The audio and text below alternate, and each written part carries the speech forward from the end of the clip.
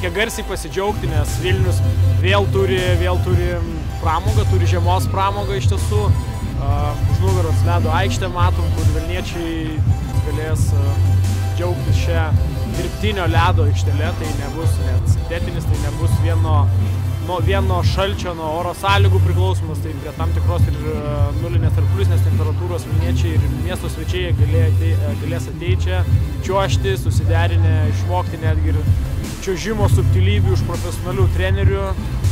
Manau, galės ir ledo ritulį gerai komandai susirinkus pažaisti, bet iš esmės tai Vilnius šią pramogą turi jau ne pirmus metus ir organizatoriai Sveikas miestas pasistengia iš tiesų tai padaryti pačiam geriausiam lygyje. Mes anksčiau kelis metus turėjom prie Balto tilto.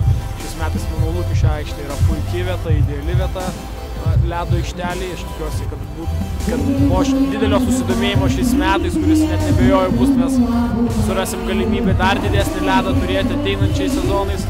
O jeigu iš esmės apie žiemos pramogą, apie žiemos ledą, tai čia, manau, kiekvienas miestas turėtų galvoti apie tokias pramogas miestiečiam, nes yra pramoga su gera nuotaika, su gerom emocijom, kur visi atėję gerai praleidžia laiką. Taip kad žiemos pramogos turi būti gyvos ir visi miestai turi turėti po ledo aikštę.